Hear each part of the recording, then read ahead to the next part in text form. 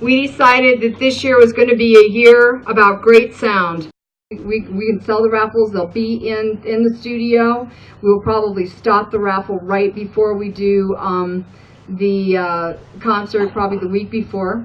So one of the changes we want to make this year is that we'll basically have a set backline of amps. So we'll have a drum set there. We'll have 3 or so different guitar amps you can choose from. We'll have the bass, the keyboards, everything's all set.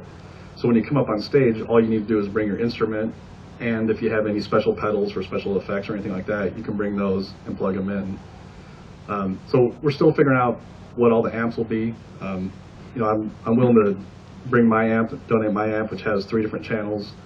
So I figure if we have 3 amps that each have 3 different channels, you'll have 9 sound options in addition to your own pedals and your own guitar. So hopefully, I think between everybody, that's enough for the electric guitars. And then we'll have probably 2 direct boxes for acoustics, maybe 3 if we need it. And then we'll have the bass set up, the drums, all that kind of stuff. So one of my goals is to get with every group leader, not today, but at some point, and talk through each of your songs, what equipment you're going to need for each, how many guitars, how many singers, all that kind of stuff. I'm going to make a master list for Bob for one, and then I think each group leader too can have a list, so we'll know when each band comes on for each song, they'll know what amp they need to plug into. We'll have it all set up. What I want to do is even just make it really simple and put letters on each amp.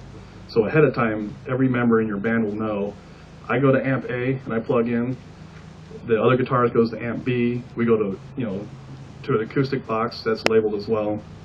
So it should be hopefully a lot simpler, that you'll know ahead of time where you're going, what you plug into. So we can eliminate the need for roadies switching stuff back and forth and swapping out amps and doing all that kind of stuff. It'll be real simple, quick changes, and everybody will know ahead of time. They'll have a picture of even a stage plot, a picture of the stage and where you're going to be ahead of time, all that kind of stuff. So hopefully that makes it smoother and less stressful, I think, for everybody to get up on stage. And I think it'll be good for Bob too to know, okay, here's for song A, we'll have these people singing. For Bob, or for song B, you can turn off these things, have all the other mics and other amps going up, so it'll be easier for you, hopefully, to switch those. And the beauty of that is we could actually do special settings for each amp and each microphone. So we could do a separate or a special EQ for the type of amp. We could, if we wanted to get crazy, we could even have a female mic and a male mic, so we could EQ those different for each person.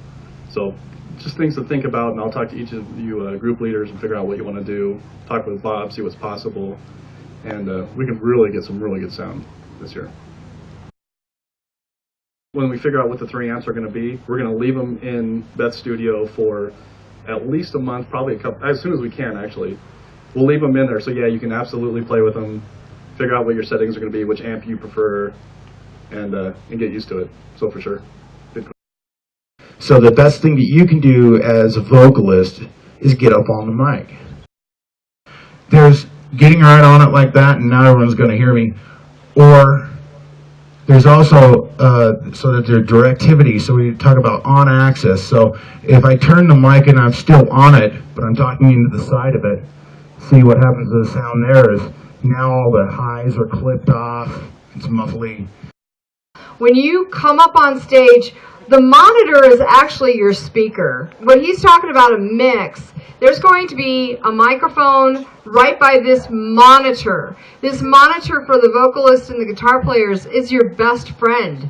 You guys hear us through here, but if Bob turns off these monitors and it's noisy and we got all these people shopping and going, my God, look at all those good, awesome musicians, while we're playing on stage, we're not going to be able to hear ourselves. So these monitors are actually a vocalist's best friend, okay? And then and guitar players too. But that's what these are actually, that's what the monitors are for.